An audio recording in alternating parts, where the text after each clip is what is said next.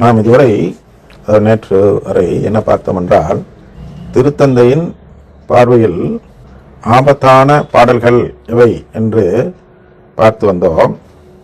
அதில் 6 வகை தருகிறார்கள் திருத்தந்தை அவர்கள். முதல் வகை என்பது தூய ஆவியால் தூண்டப்படாதவை அப்படின்னு ஒரு வகை. இந்த தூய ஆவியால் தூண்டப்படாத வகை என்பதை எப்படி அறிய வேண்டும் என்பதற்கு பல கருத்துக்கள் திருத்தந்தை கூறினார்கள். அதில் சுருக்கமாக பார்ப்போம். ஆன்மீகமாக கேட்கும் பாடல்களாக இருந்தாலும் தெய்வீக பலப்படுத்துதல் இல்லாதவை. தெய்வீகனா அங்க எப்படி எடுத்துக்கலாம்னா தூய ஆவியின் பலப்படுத்துதல் இல்லாதவை. ஒரு பாடல் தூய ஆவியால் பாடப்பட வேண்டும், தூய ஆவியின் தூண்டுதலால் பாடப்பட வேண்டும். அப்ப அது அவர் திருத்தந்தை அவர்கள் பயன்படுத்தும் வார்த்தை என்பது anointed by the Holy Spirit என்ற ஒரு வார்த்தையை பயன்படுத்துகிறார்கள். அதை தமிழாக்கம் செய்யும் பொழுது அதை பலப்படுத்துதல், அபிஷேகம் என்று பொதுவாக எடுப்போம். அனாயிண்டிங்னா அபிஷேகம் என்பது குளிக்கிறது அல்ல, அபிஷேகம் என்பது பலப்படுத்துதல், அதான் அதனுடைய பொருள். ஆனால் தூயாவியால் பலப்படுத்தப்பட்ட பாடலாக இருக்க வேண்டும் என்றால் அது எதை பற்றி பேச வேண்டும் என்றால் பில்லியல் தத்திரை பற்றி பேச வேண்டும் என்று பார்த்தோம். அடுத்தது இயேசுவை பற்றிய வரிகள் அல்லது திருவிவிலிய வசனங்களை உள்ளடக்கி இருந்தால் அந்த பாடல் கடவுளால் தூண்டப்பட்டதாக எண்ணுவது தவறு அப்படின்னு திருத்தந்தை சொல்லியிருக்கிறார். நான் சொல்லவில்லை. திருவிழி வசனத்தை தானே பாடுகிறார்கள் என்று பலர் வாதாடுவார்கள் அல்லவா. ஒரு உதாரணத்துக்கு யாரிடம் செல்வோம் இறைவா என்று ஒரு பாடல் இருக்கிறது.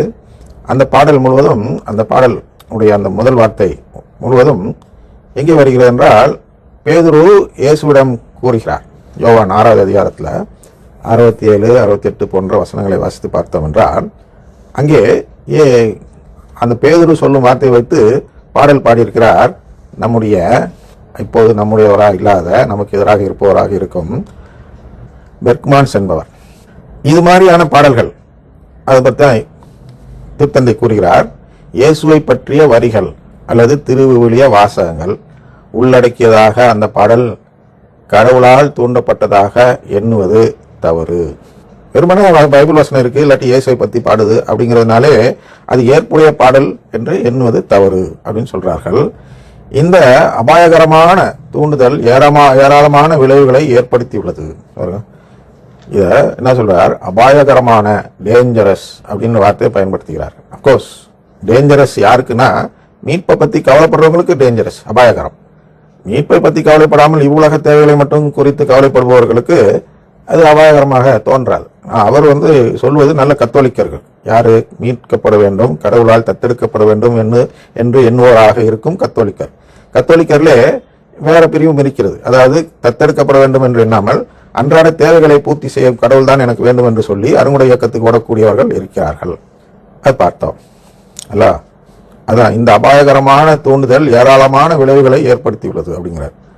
அப்புறம் பல கிறிஸ்தவர்கள் பாடும் பாடல்கள் எந்த ஒரு ஆவியினால் நிறைந்த சக்தியையும் கொண்டிருக்கவில்லை அப்படின்னு ஒரு கருத்து சொல்றார். அந்த பல கிறிஸ்தவர்கள் அப்படிங்கிறது தான் அந்த அருங்குடை இயக்கத்தினர்கள் பாடும் பாடல்கள் எந்த ஒரு ஆவியினால் நிறைந்த சக்தியும், எந்த ஒரு ஆவியினாலும் நிறைந்த சக்தியும் கொண்டிருக்கவில்லை அப்படிலாம் பாடுறாங்க. எந்த ஒரு ஆவினா என்ன செய்யணும்னா நம்மளை அந்த பில்லியல் தத்தெடுப்பை நோக்கி அழைத்து செல்ல வேண்டும், உலக நாட்டத்தை நோக்கி அழைத்து செல்லக்கூடாது. ஆனால் அருங்குடை இயக்கம் என்பது நம்ம எல்லாம் உலக நாட்டத்தை நோக்கி கடவுள் இயேசுவின் பெயரில் அழைத்து செல்ல பார்க்கிறது. இயேசு அதற்கு எதிரானவர்கள். அதுதான் நம்ம மார்க்கு 7:7 பார்க்கிறோம். 7:7 9 படிச்சு பாருங்கள். அடுத்தது என்ன சொல்றார் நம்ம திருத்தந்தை என்றால், அன்பானவர்களே, முன்னதாக நீங்கள் ஆவியால் நிரம்பியிருக்க வேண்டும் என்பதே முதன்மை தேவை. ஒரு பாட்டு அன்பானவர்களே என்கிற இடத்துல ஒரு பாடல் எழுதுவதற்கு முன்பு, ஒரு பாடல் பாடுவதற்கு முன்பு என்ன செய்கின்றோம்? பாடல் பாடுவதற்கு முன்னதாக நீங்கள் ஆவியால் நிரம்பி இருக்க வேண்டும் என்பதே முதன்மை தேவையாகும் என்று திருத்தந்தை சொல்கிறார். நம்ம அருங்குடை இயக்கத்தில் ஆவியால் தானே நிரம்பி பாடுகிறார்கள், அதுல என்ன தவறு நீங்க கேட்பீங்க. ஆவியால் நிரம்பி பாடுகிறவர்கள் சாவை நோக்கி போக மாட்டார்கள். ரோமர் 8:6 உங்களுக்கு வாசித்து காட்டுகிறேன். அதில் உங்களுக்கு தெரியும். இது என்றால், உதாரணத்திற்கு ஊனியல் மனநிலை கொண்டிருப்போருக்கு வருவது சாவே, ஆவிக்குரிய மனநிலை கொண்டிருப்போருக்கு வருவது வாழ்வும் அமைதியும் ஆகும்.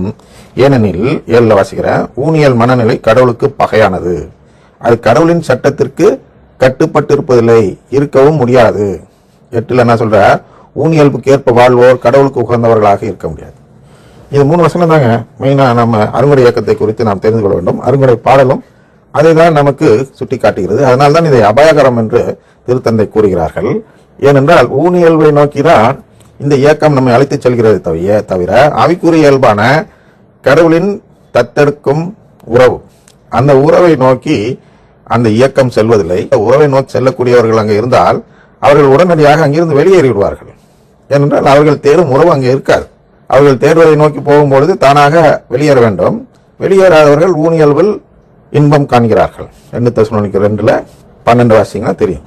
இந்த தீமையில் இன்பம் காண்போர் அப்படின்னா உறவு பெறாததில் இன்பம் காண்போர் தீர்ப்புக்குள்ளாக வேண்டும் என்று அங்கே கூறுகிறார். அதையும் பார்த்துக் கொள்ளுங்கள். அதுல உண்மையான ஆவிக்குரிய இயக்கத்தில் ஈடுபடுதல் அவசியம் அப்படின்னு சொல்றார். இந்த உண்மையான ஆவி அப்படின்னா என்ன?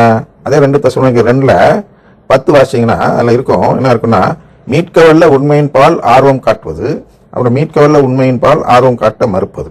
அப்ப மீட்கவல்ல உண்மை, அதுல ஆர்வம் காட்டும் ஆவி, அதை நோக்கி அழைச்சிட்டு போற ஆவி. மீட்கவல்ல உண்மை என்ன? கடவுள் நம்மை தத்தெடுப்பார் என்ற உண்மையை நோக்கி அழைத்துச் செல்வது. மீட்கவல்ல உண்மையின் பால் ஆர்வம் காட்டாதவர்கள் யாரு? அதான் ஊனியல்பு நாட்டம் உள்ளவர்கள். ஆனால் அதற்கு அழைத்துச் செல்லும் ஆவி என்பது உண்மையான ஆவி அல்ல, அது ஒரு போலி ஆவி. அதே சாப்டர்ல 7 வாசிங்கன்னா சொல்லப்படும், அவன் சாத்தானின் ஆற்றலால் வருவான் என்று சொல்லப்படுகிறார் அல்லவா? அந்த அவன் தான் அந்த ஆவி. ஒரு ஆவி வரும் இயேசுவின் பேர்ல, அது சாத்தானின் ஆற்றலால் வந்து பல வல்ல செயல்கள்லாம் செய்யும். செஞ்சு என்ன செய்யும்? மீட்கவல்ல உண்மையின் பால் ஆர்வம் காட்ட மறுப்பவர்களை தன் வசம் இழுக்கும். அப்ப 11 பார்த்தீங்கன்னா அதுல தெளிவா என்ன சொல்லப்படுகிறது என்றால், இவ்வாறு பொய்யானதை அவர்கள் நம்பும் வண்ணம் கடவுள் அவர்களை வஞ்சகாற்றலுக்கு உட்படுத்தினார் என்று. அங்கே கடவுள் வஞ்சகாற்றலுக்கு ஏன் மனிதர்களை உட்படுத்தினார்? ஏன் கடவுள் அப்படின்னா, கடவுள் ஏன் இந்த அருங்குடை இயக்கத்தை கத்தோலிக்க திருச்சபையில் தொடங்க அனுமதித்தார்? ஏன்னா நிறைய கத்தோலிக்கர்கள் இதை அபாயகரமாக உணராமல் அவர்கள் ஊனியல்பு நாட்டமுடையவர்களாக இருக்கிறார்கள். அவர்களுக்கென்று ஒரு ஆவியை கடவுள் அனுப்புகிறார், பொய்யான ஆவியை. பொய்யானதை அவர்கள் நம்ப மன்னும் பொய்யான ஒரு ஆவியின் ஆற்றலை அனுப்பி, வஞ்சக ஆற்றல் என்று சொல்லப்படுகிறார் அல்லவா, அனுப்பி மக்களை எல்லாம் தன்வசம் ஈர்க்க வைக்கிறார் கடவுள். தன்வசம் என்றால் சாத்தானின் வசம் ஈர்க்க வைக்கிறார் கடவுள் என்று 2 தெசலோனிக்கர் 2:11 கூறுகிறது. அதுதான் இங்கே திருத்தந்தையும் வேறு விதமாக கூறுகிறார். உண்மையான ஆவிக்குரிய இயக்கத்தில் ஈடுபடுதல் அவசியம், போலியான ஆவிக்குரிய இயக்கத்தில் நாம் ஈடுபடக்கூடாது.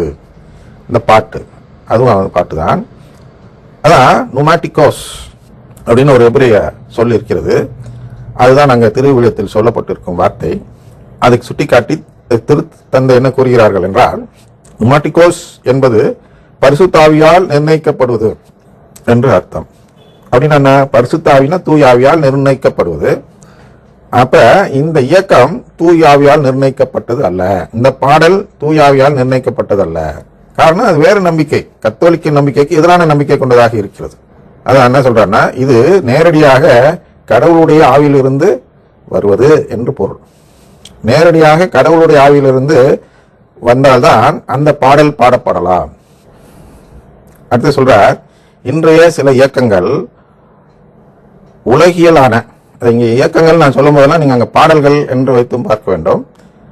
அவர் என்ன சொல்றாருன்னா, ஒரு பாடலே எவ்வளவு பெரிய ஆபத்தை உண்டு பண்ணுது அப்படின்னு சொல்றார். அதனால அங்க நாம் இயக்கங்கள் என்று சொல்கிறோம். ஏனென்றால் பாடலை விட பெரிய விஷயம் இயக்கம்.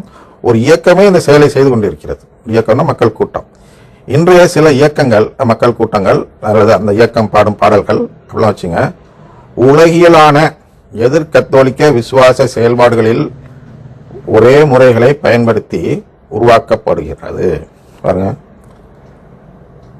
எதிர் உலகியலான உலகத்தார் கடைபிடிக்கும், அதாவது மனித மரபு கடைபிடிக்கும் அப்படின்னு வச்சுங்க. மார்க்கு 7:7-9 சொல்லப்படுற அந்த மனித மரபு, அந்த மனித மரபுடைய விசுவாசம், அந்த விசுவாசத்தின் அடிப்படையில் செயல்பாடுகள் இருக்கின்றன அல்லவா, அந்த செயல்பாடுகளின் ஒரே முறைகளை பயன்படுத்தி உருவாக்கப்படுகின்றன.